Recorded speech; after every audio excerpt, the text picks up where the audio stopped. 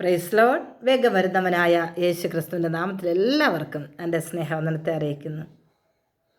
ക്രൂശിൽ കണ്ടു ഞാൻ നിൻ സ്നേഹത്തെ,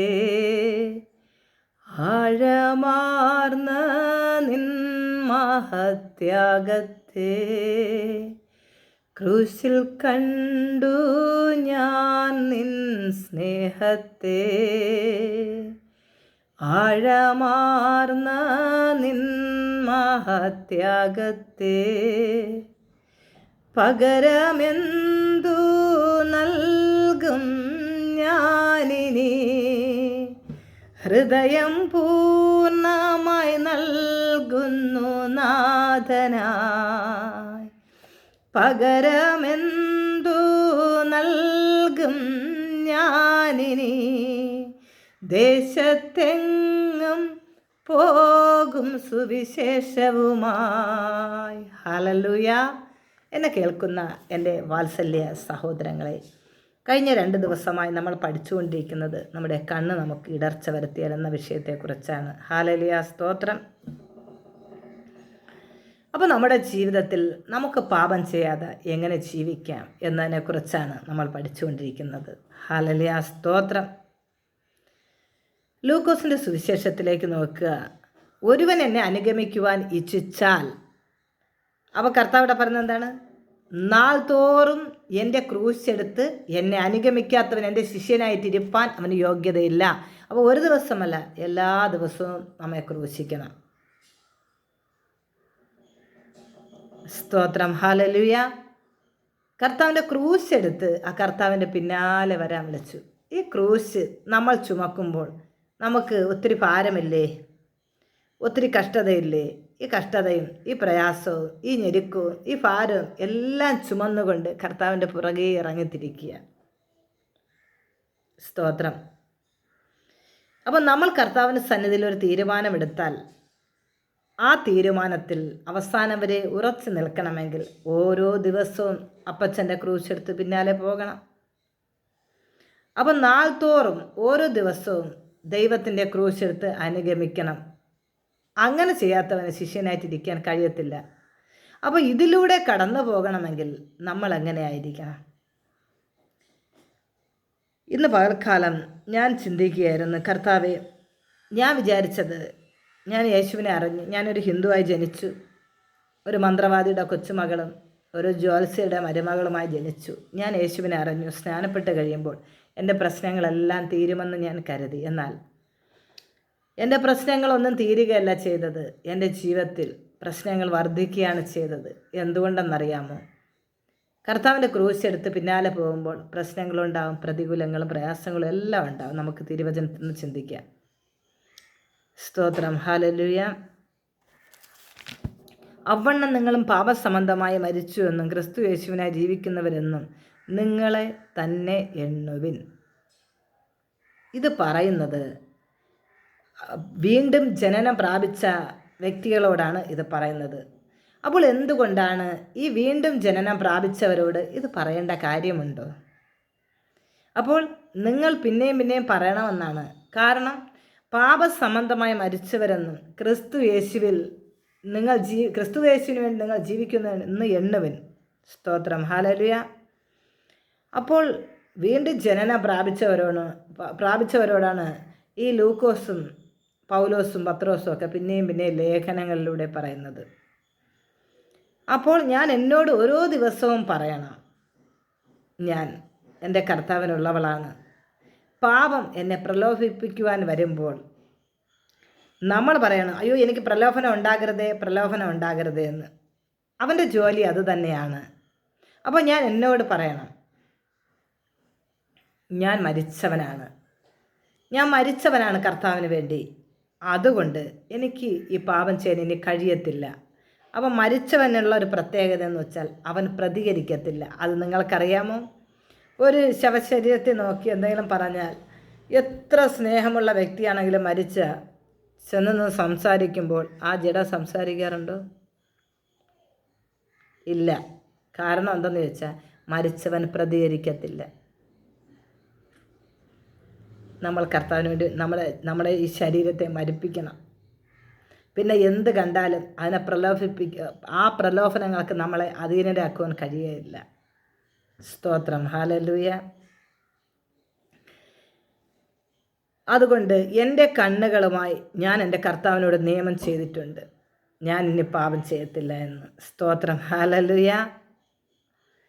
ഇത് വളരെ നിസ്സാരമായി പറയുന്ന കാര്യങ്ങളെന്ന് നിങ്ങൾക്ക് തോന്നാം. പക്ഷേ ഈ കണ്ണ്, ഈ ഹൃദയം, ഇതൊക്കെയാണ് നമ്മുടെ കുടുംബത്തെ തകർക്കുന്നത്, നമ്മുടെ ജീവിതത്തെ നശിപ്പിക്കുന്നത്, നല്ല ബന്ധങ്ങളെ തകർത്ത് കളയുന്നത്.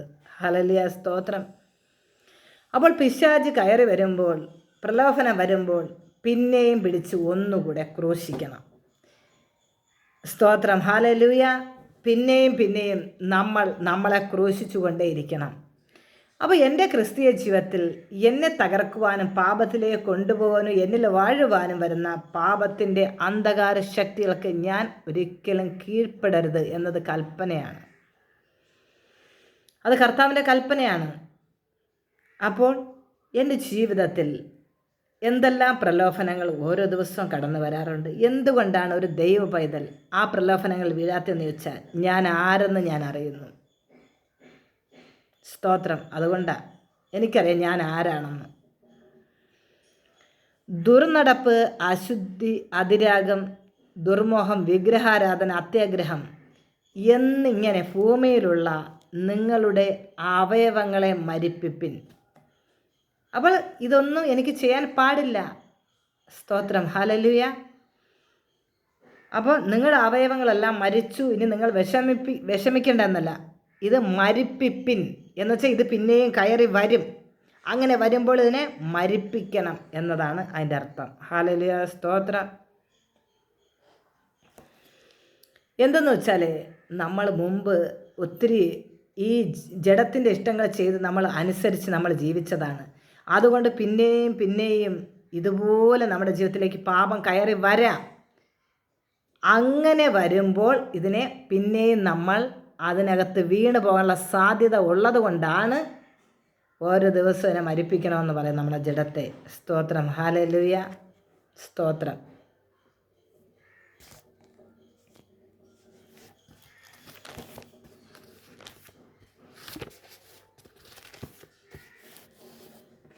സ്തോത്രം, ഹല്ലേലൂയ. എന്നെ കേൾക്കുന്ന വാത്സല്യ സഹോദരങ്ങളെ, ഇന്ന് പകലൊരു തീരുമാനമെടുക്കണം. ഒരുപാട് മനുഷ്യരും വീഴ്ന്നു പോകുന്നത് ഈ കാരണങ്ങളാലാണ്. ആകയാൽ സഹോദരന്മാരെ എന്ന് പറഞ്ഞ് വചനം വായിക്കുമ്പോൾ, സ്തോത്രം, ഹല്ലേലൂയ. റോമർക്കെഴുതിയ ലേഖനം 11-ാമത്തെ അധ്യായം നമ്മൾ കാണുന്നതായ ആ വാക്യങ്ങൾ 11-ാമത്തെ അധ്യായത്തിൽ നോക്കുക. കൊമ്പുകളിൽ ചിലതിനെ ഒടിച്ചിട്ട് കാട്ടലുവായ നിന്നെ അത് ഒട്ടിച്ചു ചേർത്ത ഒലിവ് മരത്തിൻ്റെ ഫലപ്രദമായ വേരിന് പങ്കാളികളായി തീർന്നു. എങ്കിലോ കൊമ്പിന് നേരെ പ്രശംസിക്കരുത്. അപ്പോൾ ബാക്ക്ഗ്രൗണ്ട് എന്താണെന്ന് ചോദിച്ചാൽ, നമ്മൾ ഒരു കാലത്ത് കാട്ടലുവായിരുന്നു. ഞാൻ പാപത്തിന് അധീനരായിരുന്നു. ഞാൻ ഒരിക്കലും വിശുദ്ധയായിരുന്നില്ല. ഞാൻ എപ്പോഴും പാപത്തിന് അടിമയായിരുന്നു. യേശു ആരെന്നറിയാതെ പാപത്തിന് അടിമയായി കിടന്നു. അങ്ങനെ ഒരു കാട്ടൊലിവായിരുന്നു. ഈ കർത്താവിൻ്റെ സന്നിധി വരാനോ അപ്പാന്ന് വിളിക്കാനോ ഒരു യോഗ്യതയും എനിക്കുണ്ടായിരുന്നില്ല. സ്തോത്രം. എന്നാൽ അവിടെ കൊമ്പെന്ന് പറയുമ്പോൾ ഒലിവ് അവിടെ ശരിക്ക് കർത്താവിനോട് നമ്മളെ ചേർത്തിരിക്കുകയാണ്. നല്ല ഒലിവ് ആരാണ്? യേശുപ്പച്ചനാണ്. നാട്ടൊലിവായ കർത്താവിനോട് കാട്ടൊലിവ എന്നെയും നിങ്ങളെയും ഒട്ടിച്ചു ചേർത്തു. യോജിപ്പിക്കുവാൻ വേണ്ടി പൗലോസ് അവിടെ പറയുകയാണ്, റോമർക്കെഴുതിയ ലേഖനം 11-ൽ സ്വാഭാവിക കൊമ്പുകളായിരുന്ന യഹൂദന്മാരെ ഒടിച്ചു. കൊമ്പുകളിൽ ചിലത് ഒടിച്ചിട്ട് കാട്ടൊലിവായ നിന്നെ അവയുടെ ഇടയിൽ ഒട്ടിച്ചു ചേർത്തു എങ്കിൽ. സ്തോത്രം. അവൻ നമ്മളെ ഒട്ടിച്ചു ചേർക്കുവാനായി ചില കൊമ്പുകളെ കർത്താവ് ഒടിച്ചു കളഞ്ഞു.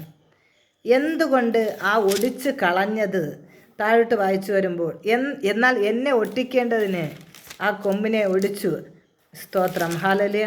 എന്നാൽ അത് വിശ്വാസത്താൽ ഒടിഞ്ഞു പോയി. അപ്പോൾ നമ്മൾ എങ്ങനെ നിലനിൽക്കുന്നു?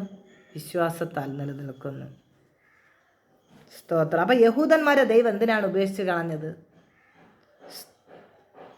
സ്തോത്രം, ഹല്ലേലൂയ. ദൈവം ഒരിക്കലും അനീതി ചെയ്യുന്ന ഒരു ദൈവമല്ല. അപ്പോൾ യഹൂദന്മാരെ ഒടിച്ചു കളഞ്ഞ ദൈവം അനീതി ചെയ്തതല്ല. അവരുടെ അവിശ്വാസ ഹേതുവായി അവർ ദൈവത്തോട് പറ്റിച്ചേർന്ന് നിൽക്കാത്തത് കൊണ്ട് അവർ ഒടിഞ്ഞു പോയതാണ്.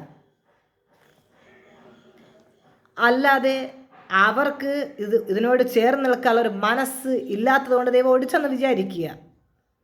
അപ്പോൾ ഒടിച്ചു കളഞ്ഞത് അവർക്ക് നിൽക്കാൻ ആഗ്രഹമില്ലാത്തതുകൊണ്ടാണ്. അവിശ്വാസത്താൽ അവ ഒടിഞ്ഞു പോയി, വിശ്വാസത്താൽ നീ നിൽക്കുന്നു. ഹല്ലേലൂയ.